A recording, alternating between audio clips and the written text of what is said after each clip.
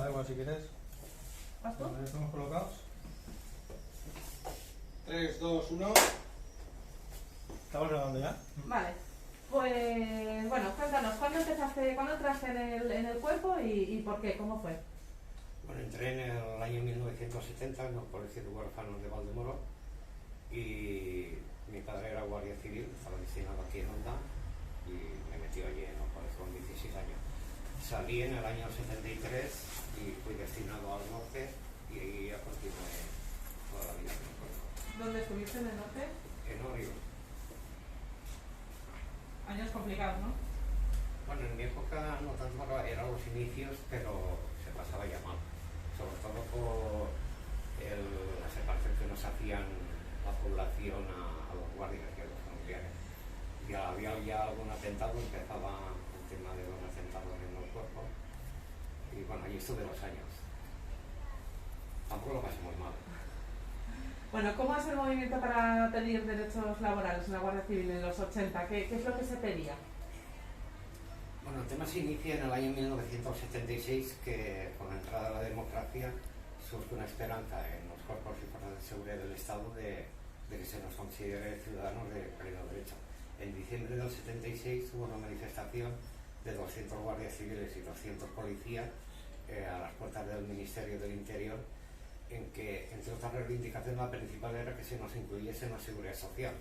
Hasta ese momento los guardias y los policías no tenían seguridad social y dependían de los médicos del pueblo, se pagaba una iguala y normalmente los médicos siempre te regalaban medicinas y eso, porque en aquella época el tema económico en los cuerpos de seguridad del Estado estaba muy mal. Yo, por ejemplo, cuando ingresé a la Guardia Civil con 14 años, empecé a trabajar aquí en Onda, en un almacén de azulejos, cobraba 8.000 pesetas y 4 años después, cuando ya tengo mi primer destino, cobraba lo mismo, cobraba 8.000 pesetas. O sea, había un desfase. El tema fue que en una manifestación se detuvo a los compañeros que se habían manifestado, la mayoría de los guardias fueron expulsados, luego los aquellos que reclamaron en los juzgados volvieron con los años, fueron reincorporados. Ese fue el primer inicio. De ahí surgieron ya movimientos en toda España que no fueron muy significativos hasta el año 86, que aparece el Cabo Rosas en la prensa como inductor de intentar legalizar una asociación en la Guardia Civil.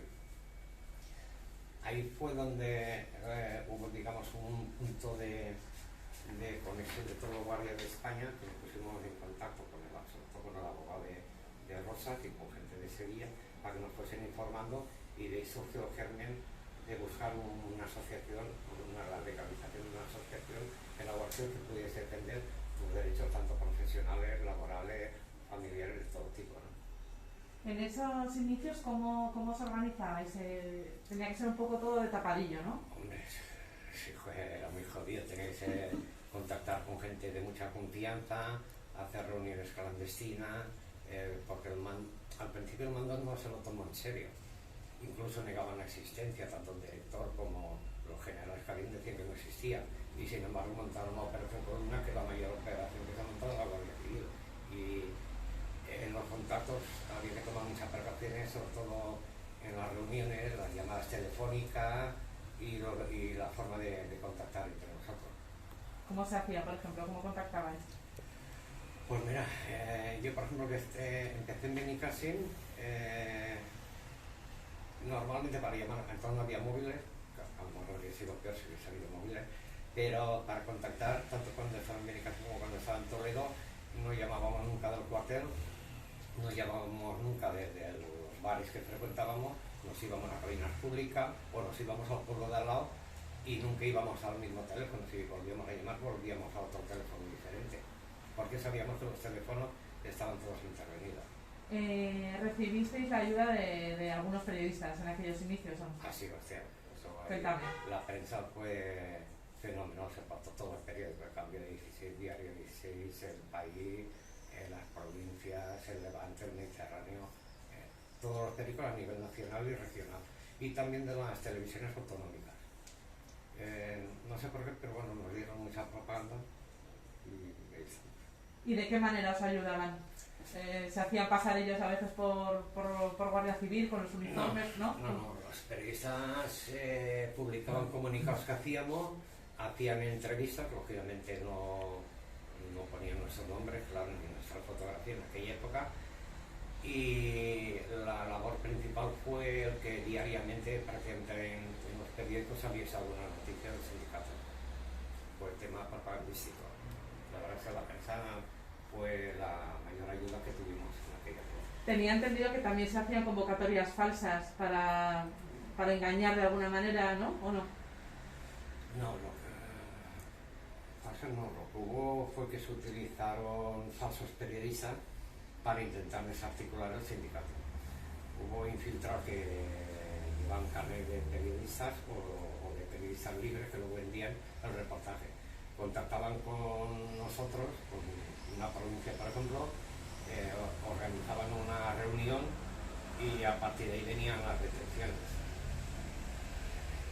Tenía entendido que también de la otra manera, que se anunciaban convocatorias falsas de ruedas de prensa y así se engañaba de alguna manera a los agentes de información con periodistas que se hacían pasar por agentes. No había nada de eso. Vale. Nosotros hacíamos ruedas de prensa con periodistas, por ejemplo, la experiencia mía en Valencia y Castellón o en emisoras de radio, lo que tomábamos eran precauciones.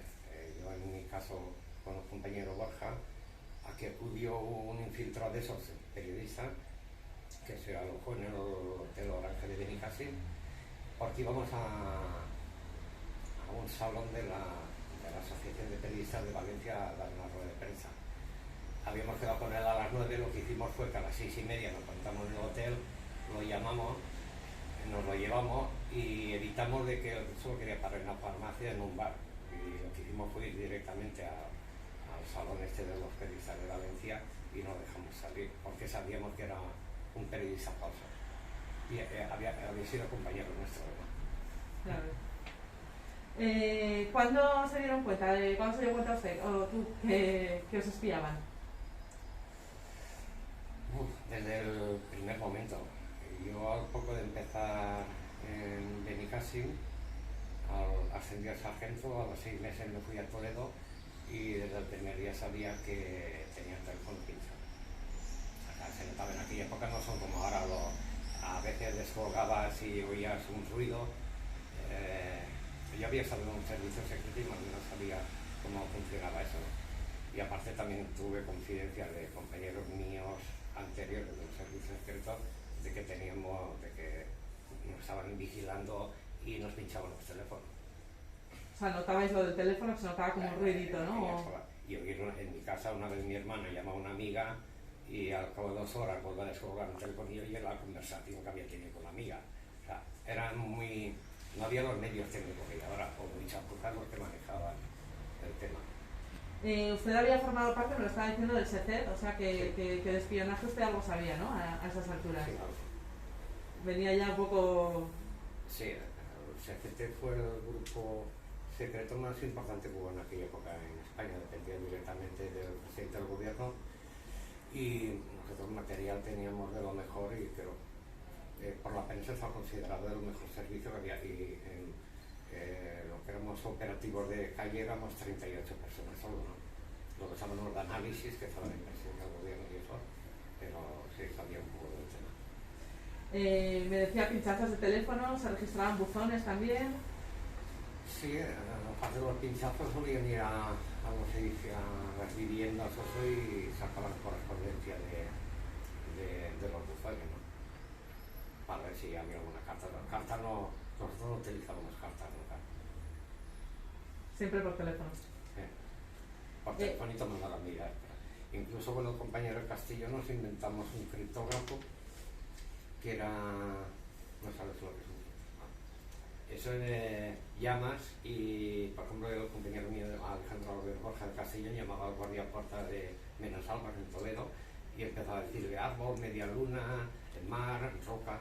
Era sustituir las letras por objetos cotidianos, ¿no? Y con esto de Palomar, la A pues tenía 4 o 5 objetos diferentes para que no pudiese controlarlo. Rellenaba 4 o 5 juegos y cuando llegaba al puesto me tocaba traducirlo, pero bueno. Pero eso ya lo utilizamos cuando era un tema muy importante. Y para mandarnos cartas y y material utilizábamos una empresa que había en un pueblo al lado del mío, que era de sanitarios azulejos, y claramente tenía un almacén que mi hermano era el gerente. Entonces le dábamos al camionero los sobres o las cajas que queríamos y se las traía mi compañero de casino. O sea, utilizábamos todos los medios que podíamos para intentar evadir la vigilancia que teníamos. ¿Espiaron también a su familia y a vecinos y a su entorno? Sí, en aquella época se pinchó, sobre todo en Andalucía, pues más extenso estuvo el tema. Se vigilaba a los políticos que te apoyaban públicamente, a abogados, periodistas. Hubo un juicio en Granada, creo que fue contra dos compañeros vuestros, que quedaron absueltos, pero se les acusaba por haber publicado en la prensa diversos manifiestos del sindicato. ¿Y a su familia la espiaban? No. Me hablaba antes de su hermana, fue casualidad, ¿no? No, mi hermano fue una visita que tenía aquí, pero no, mi mujer vivía conmigo y yo no soy muy de hablar con la familia ni nada, no, pero a mi familia le pincharse los teléfonos. ¿Quién les espiaba? La Guardia Civil. La Guardia Civil con mandamientos judiciales de jueces militares. Todos los pinchazos son autorizados por la justicia militar. Que a lo mejor en el caso nuestro podría tener, a lo mejor, digamos, un poco de legalidad, no sé, pero bueno, en el caso de gente ajena a nosotros, como eran abogados, periodistas y eso, pues no creo que sea muy legal. El motivo era, me lo decía antes, ¿no? Que pedían mejoras laborales y una mayor democratización del cuerpo, ¿por eso se les espiaba? Sí. ¿O había algún otro motivo? No, las reivindicaciones eran todas, realmente, mira, una cosa que se ve en las reivindicaciones que hacíamos en aquella época, dinero no pedíamos y pedíamos por todo el material. Ten en cuenta que en aquellos años no teníamos día libre, hacían 80, 90 o 100 horas, el material era de lo peor que había, vacaciones dependía a veces del jefe de la comandancia que te las concediese o no. Entonces lo que pedíamos era eso, el día libre, un permiso de 72 horas, quitándote los días libres anteriores, juntabas 3 para poder tirar a un lado. Las vacaciones, mejoras profesionales y de todo. Menos económica, en aquella época no nos metíamos mucho con el dinero.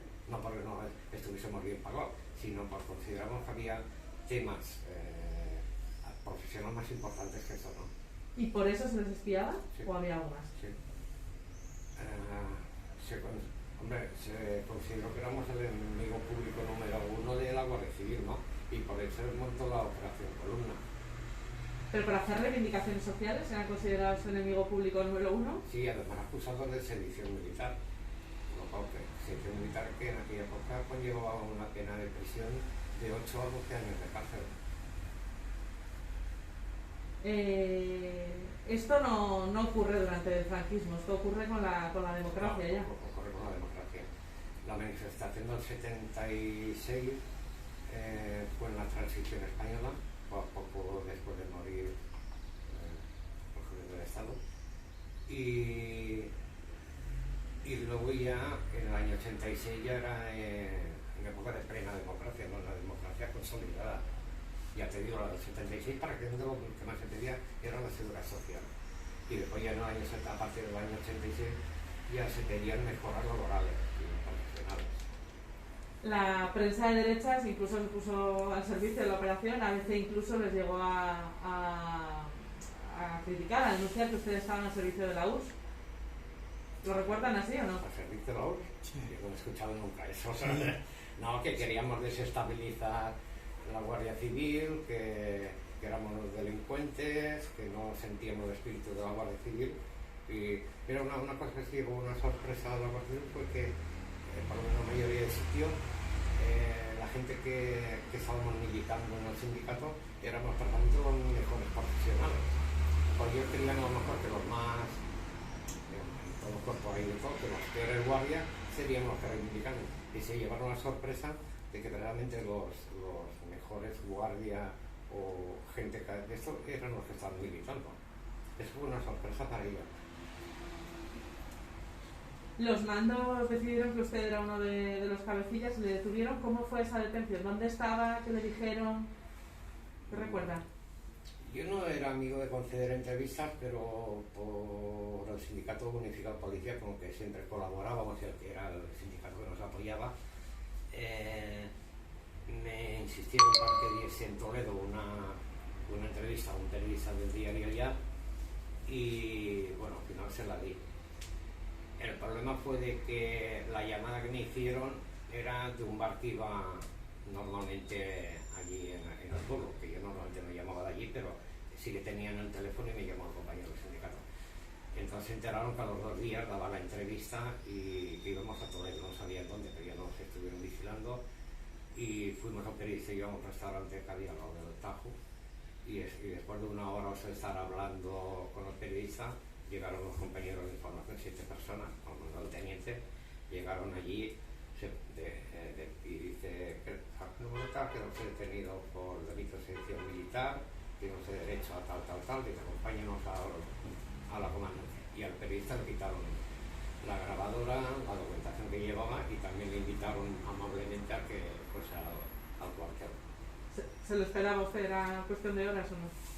Sí, porque ya habían empezado algunas detenciones y mira, yo a mis hijos, que el mayor tenía 8 años o 9 y el pequeño que tenía 4, y ya cuando salían noticias en la tele de detención compañero yo les mentalizaba de qué iba la cosa, ¿no? Y mi mujer también lo sabía. O sea, sabíamos que nos iban a detener. Era un goteo, pero bueno. ¿De qué cargo se le acusaba? ¿Lo ha dicho? Sedición militar.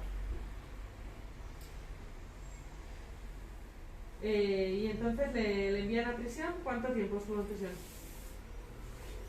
Yo estuve 19 días, me estuvieron el día 1, el día 2, perdón, y salí, sí, 19 días estuve. ¿El día 2 De junio de 1990. Y salió el 21. 19, el 19, sí, 2, ¿Y o 18 días, perdón. cómo acabó el procedimiento? ¿Me lo contaba antes? Cuéntemelo. Bueno, después de salir de prisión volví al puesto, estuve allí 10 días trabajando, pero al final vino una orden de la dirección de que resulta que el pueblo, al detenerme, habían convocado un pleno del ayuntamiento condenando la detención, defendiendo mis ideales y tal, y luego en todos los establecimientos del pueblo se pusieron de esto de recoger firmas, ¿no? Entonces eso le sentó muy mal a los mandos de la Guardia Civil y dijeron, con la excusa de que mi actuación profesional no podía ser imparcial en el pueblo, puesto que el pueblo se había manifestado a favor mío, pues me desterraron a un pueblo, al pueblo más lejano que había, Espinoso del Rey, que está limitando con Cáceres. Allí estuve 1 año y al año me vino la suspensión de funciones. Poco. Y los muebles me vine para Onda, que en este piso estamos ahora, y estuve, luego me fui a Benicàssim, pero bueno, estuve 2 años y medio suspendido de funciones, hasta que se dictó sentencia por el juzgado, que me absolvían de todos los cargos y volví al servicio activo. Pues fui que me destinaron a Morella. ¿Y luego Benicàssim? No. ¿Cuándo No. llegó la expulsión? ¿Después de Morella qué pasó? Después de Morella, a los 2 años pedí destino a Burriana, y en Burriana a las 32 horas estuve. A las 32 horas es que la Guardia Civil al ver que nos absorbían, nos sobreseían todos los sumarios, lo que hizo fue abrir un expediente interno, un expediente gubernativo, se llama aquí, un expediente disciplinario, pero que se pedía la expulsión de todos los compañeros, éramos unos 36 o 38. Eso llevaba un proceso, yo mientras seguí trabajando, de ahí me vine a Burriana y a las 36 horas me echaron. Recurrí al Tribunal Militar, a los 11 meses me dijeron que volviese a trabajar y a los 11 meses, cuando ya fue definitiva la sentencia, me expulsaron. O sea que el Tribunal Militar de alguna manera le absorbió también. No, al final dictaminó la expulsión. Antes de esos 11 meses. Lo que pasa que antes provisionalmente dijo que volviese a mi puesto.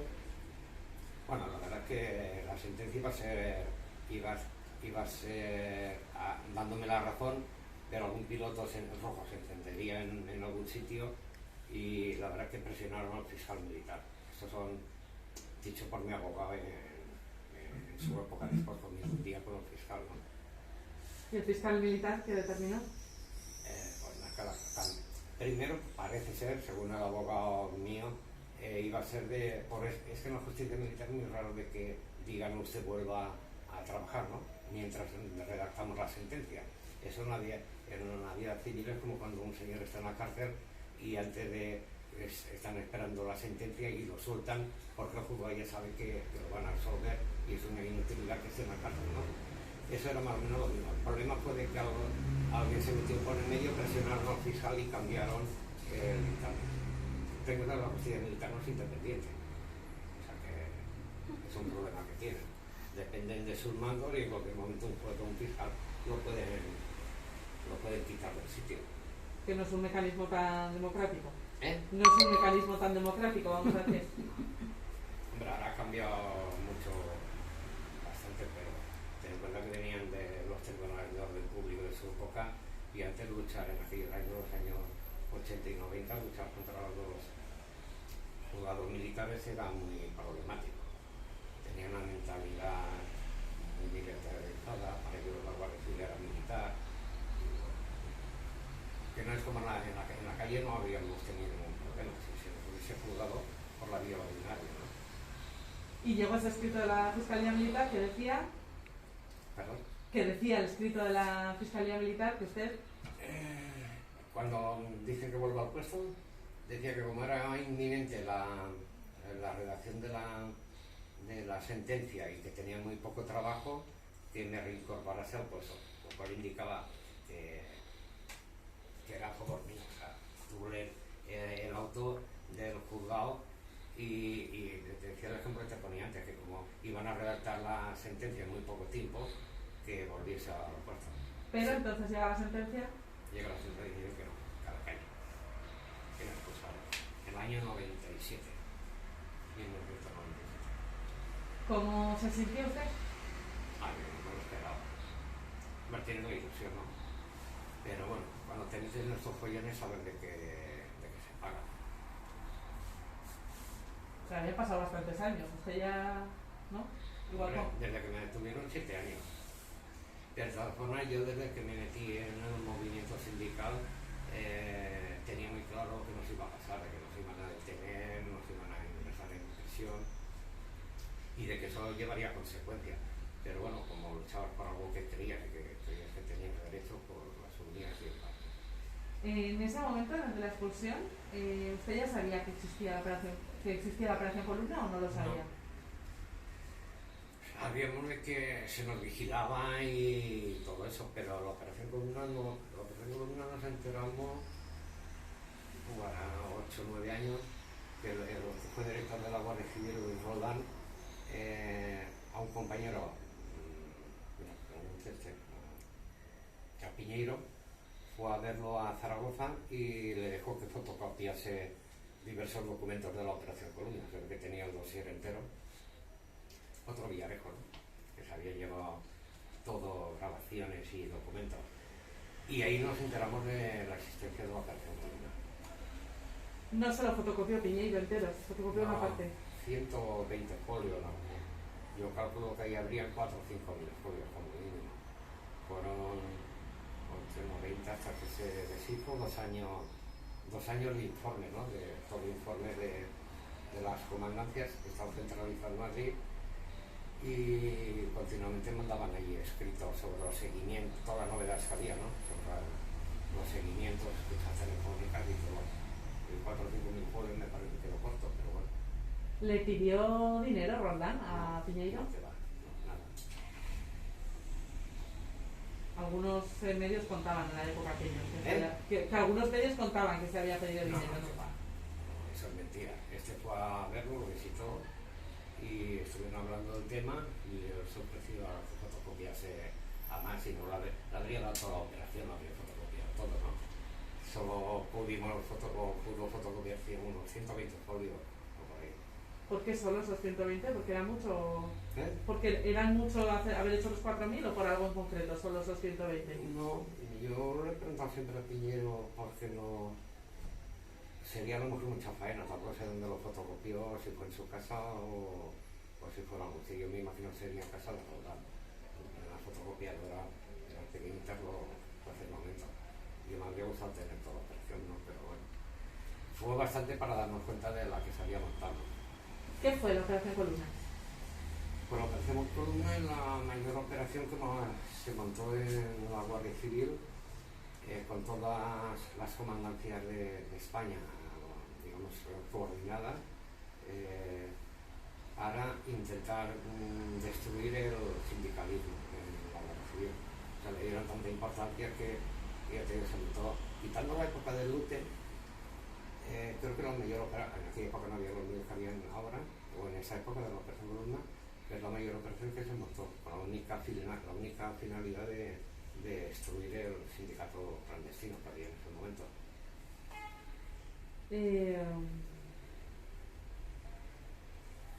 Hablamos antes lo de Roldán. ¿Por qué Roldán fue a Piñeiro a darle esa documentación? No, fue Piñeiro a Roldán. No, le di un día por visitarlo y fue a Zaragoza, pero lo atendió bien, estuve hablando con él y tampoco se me ha contado mucho del tema, pero bueno. Y consiguió los documentos estos. ¿Por qué se la dio? Bueno, a lo mejor en venganza o yo qué sé, o por sacar, bueno, como su día no sacó las alfombras, como decía que iba a sacar las alfombras, pues igual no dio, no sé por qué. Es curioso, ¿no? Sí. ¿Qué había en esa documentación? Pues eso desde el inicio de cuando se crea la operación Columna y luego recoge todos los informes de todas las comandancias. En cada comandancia se nombra un comandante encargado de las operaciones en su provincia y luego una vez al mes acudían a Madrid a comentar y desarrollar cómo iba la operación, ¿no? Cada comandante se encargaba de mandar toda la información de su provincia. Eso son las 52 comandancias que había. Y estaba relatado ahí todo. Sí, todo. Aparte estaba el tema de que al mismo tiempo se iban instruyendo los sumarios judiciales, ¿no? O sea, al juez se le mandaba la información, los típicos de los seguimientos, las transcripciones de las grabaciones y eso, y esto fue anterior a los sumarios. A consecuencia de la operación Columna es cuando empezaron a detener a la gente, ¿no? ¿Les supuso algún problema tener esa documentación? ¿Qué hicieron con esa documentación? Mira, todo ha salido por internet, había enlaces donde se podía conseguir toda la documentación, llevados el sello de secreto. Podríamos denunciarnos algo porque no se ha desclasificado. Nosotros estamos esperando a ver si algún día se desclasifique podemos conseguirla, ¿no? Pero esto se tiene que aprobar en el Consejo de Ministros y lógicamente es secreto y no puede tener acceso legal a esta documentación.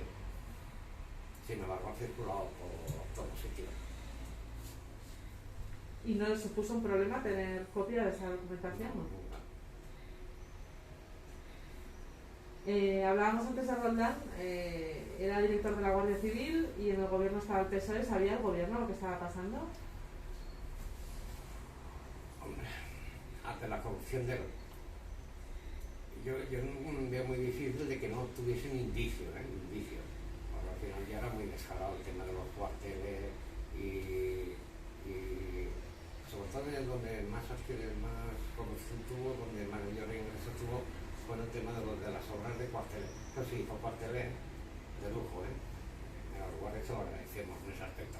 A nosotros no nos robó nada, lo que robaba era el gobierno.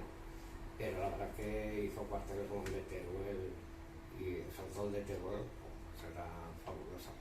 Y los cuarteles que hacía, yo por ejemplo estaba en Menasolas, me llamó una vez después de estar expulsado, estaba suspendido de funciones, me llamó un senador del PP por el tema de Roldán porque había un presupuesto del cuartel de Menasolas.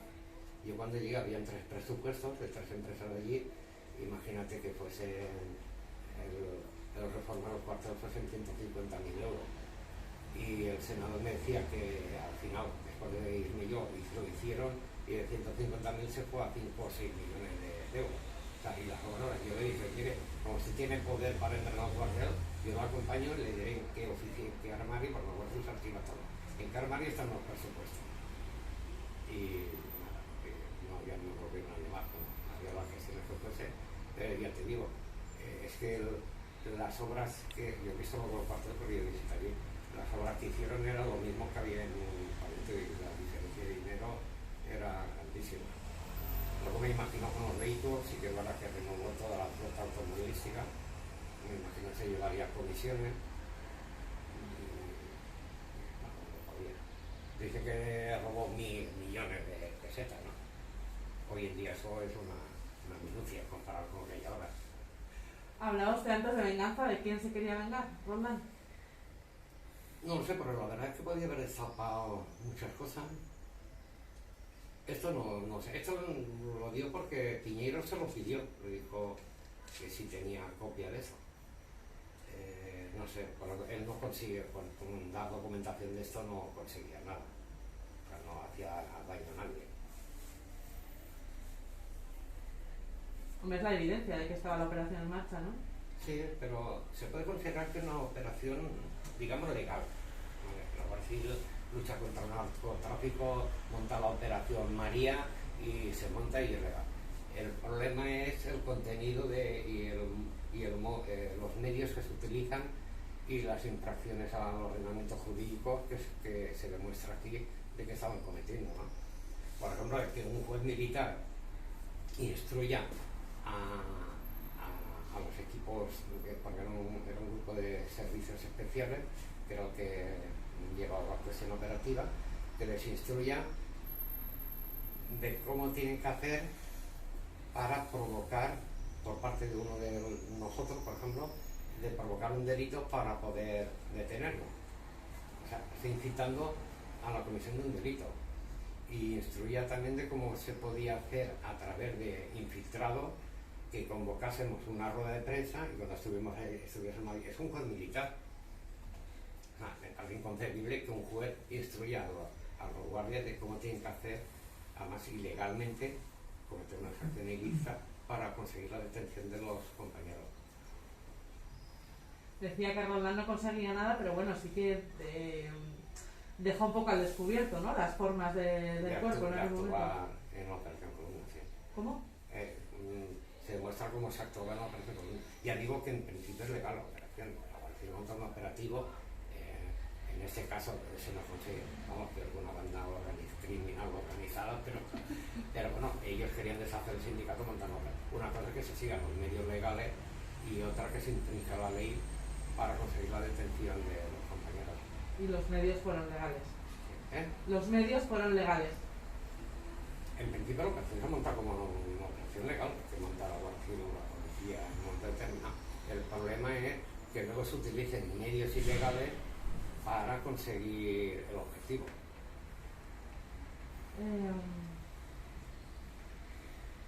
Le preguntaba antes si estaba el gobierno al tanto de lo que estaba pasando. ¿Hay alguna condena judicial a miembros del gobierno por este asunto? No, tampoco nada. Ni siquiera dentro del cuerpo, porque no. Los que sí que no sabían eran los generales de la elección, ¿vale? Eso sabían los trapicheos. El problema es de que Roldán lo que hizo fue comprar, digamos, el silencio a base de sobres a final de mes. Sobres con la gratificación. Y con eso los tenía comprados a todos. Porque en la dirección era de conocimiento público extensivo que tenía. ¿Que solo supiese el gobierno? Yo creo que no, porque a lo mejor habría actuado antes, ¿no? Ten en cuenta que dio el tiempo a que se escapase y todo. ¿Se utilizaron medios que no eran del todo legales y no hubo consecuencias? ¿Pero me hablas por el tema de Roldán o por el tema de la operación Columna? Por el tema de la operación. Es que el tema de la operación Columna no se ha sabido nunca que existía. Y aunque ahora se sepa, nadie ha hecho caso de eso. Y también los años que han pasado, imagínate, se ya está prescrito y no hay ningún problema. Ya, pero sabiéndose, ¿no? ¿Eh? Sabiéndose y habiendo habido conductas delictivas, que no haya habido consecuencias es llamativo, ¿no? Bueno, aquí en España eso está a la orden del día. Bueno, ¿cuál es su situación a día de hoy? ¿Fue readmitido en el cuerpo? No. Hicimos los recursos al Tribunal Supremo, pero no se consiguió. Lo que sí que hubo fue a nivel político, hubo 3 proposiciones no de ley, 2 de Rosa Díez, el año 2009 y el 2012, que se aprobaron por mayoría. Y luego, creo que hace 3 o 4 años, Ciudadanos volvió a presentar la misma proposición no de ley, también se aprobó por mayoría, pero nunca se ha llevado a efecto. Luego, conversación con partidos políticos, pues hemos tenido muchísimas. Y siempre lo mismo, el abrazo, que esto fue un error, que volveréis, pero ya sabes cómo son, igual de algunos de otros, ¿eh? Hemos tenido apoyo de todos los colores. Pero a la hora que gobiernan, pues ya se olvidan. Vuelven a la oposición, te vuelven a dar el abrazo, ¿no? El abrazo de los sorteos. ¿Y por qué no se les readmite? ¿Qué problema hay? Pues no hay ningún problema. Sería como se hizo en su día con la Unión Militar Democrática, que al cabo de los años volvieron al ejército. Lógicamente la mayoría no volvieron porque tenían su ocupación en la calle, todos eran ingenieros, abogados. Solo hubo un capitán que volvió y a los 2 años me parece que se tuvo que la jubilación anticipada, pues no estaba bien visto. Aquí no reclamamos nada, es volver a... Estamos jubilados, que es lo principal, no sería ningún problema para ningún mando, que se nos reconociese que hubo un error o que volver a ser guardias civiles y ya está. ¿Algún compañero que participó en aquella operación les pidió disculpas? Disculpar, no, sí que es verdad que un comandante, yo por ejemplo en Toledo, hubo compañeros de los que eran el servicio de información de aquella época que sí se sintieron incómodos con la vigilancia a los compañeros, ¿no? Incluso algunos que pilló la baja. En Castellón, por ejemplo, pues había compañeros del servicio de información y de policía judicial que pagaban la cuota. O sea, nos vigilaban y sin embargo nos apoyaban económicamente. O sea, eso pasaba en muchos sitios. Simpatizaban, pedíamos cosas que eran para todo el mundo y que lo veían lógico. Ellos cumplían con su obligación, pero sí que económicamente colaboraban luego con el movimiento. Y eso le preguntaba a algún compañero, desde los mandos de la Guardia Civil, ¿hubo alguna disculpa desde el gobierno? No, pero el gobierno imposible, no se entiende. La Guardia Civil, no. Hombre, yo sí que hubo, cuando el día que salí de la prisión y me presentaron de la comandancia, la dijo Arturo, es verdad que me trató, yo creo que no me recibiría primero o que me echaría patada de ahí. Así que fue muy caballeroso, se portó muy bien, me dio la mano lo primero, me dijo, mire Manota, usted tiene unas ideas, yo creo que son equivocadas, yo tengo otras ideas y para lo mejor en el futuro cambiar las zonas. Encima aprovecho porque los oficiales nos calificaban en aquella época y dice, aprovecho para darle las calificaciones suyas. Llamó al teniente ayudante, me las dio, yo iba a firmar, pues sabía que no se podía leer, y dice, no, siéntese y verá lo que opinamos. Y tenía una nota de un 8, un 8,5. O sea, es la única persona que sí que me... Luego a nivel de otros mandos, pues ha habido gente que en privado ha reconocido que luchamos, que hicimos bien y tal, pero públicamente no. O sea, en plan... Ten en cuenta que si nosotros reclamábamos cosas, los mandos conseguían más aún. Había mandos que a lo mejor no de esto, pero sí que les parecía bien el tema, el movimiento, ¿no? Hablaba usted antes de Rosa Díez, de Ciudadanos, creo que también ha habido algún diputado de Podemos que también se ha referido a usted en el Congreso reclamando Sí, la comisión. Juan Antonio Dorado. Él presentó una proposición de ley. Ahí hubo un problema, para la proposición de ley sí que es obligado a cumplirla, se aprueba. Y entonces no nos aprobó. Nos ha defendido, si que ahora en la casa mía ha sacado fotografías, la comentado mucho en los parlamentos el tema mío, hemos sido compañeros muy amigos. Pero bueno, no pudo conseguir nada más. A lo mejor ahora que estaba en el gobierno Podemos, podría haber conseguido echar una manita, ¿no? ¿Qué espera de este gobierno? No, yo sigo lo mismo que de todos los gobiernos. Sé que no Nosotros tuvimos con la ministra de Defensa, Margarita Robles, cuando era portavoz del PSOE, muy bien una reunión con ella. Y luego, pero bueno, pasados 2 años, nos volvimos a reunir con ella cuando estaba de ministra de Defensa. Sí que dijo que era partidaria del reingreso nuestro, no hay ningún problema, que legalmente se podía hacer, pero yo no sé con qué chocará luego. ¿Se arrepiente de haber entrado en la Guardia Civil? No, además yo hacía un trabajo que aparte que disfrutaba con él, encima me pagaban, pues imagínate, ¿no? Yo estaba enamorado de la Guardia Civil. Y encima lo que te digo, encima te pagaban para hacer una cosa que te gustaba, volvería a lo que A pesar de la decepción, ¿Eh? a pesar de la decepción de la operación Columna y tal, usted volvería. no tiene nada que ver con otra. Pues listo.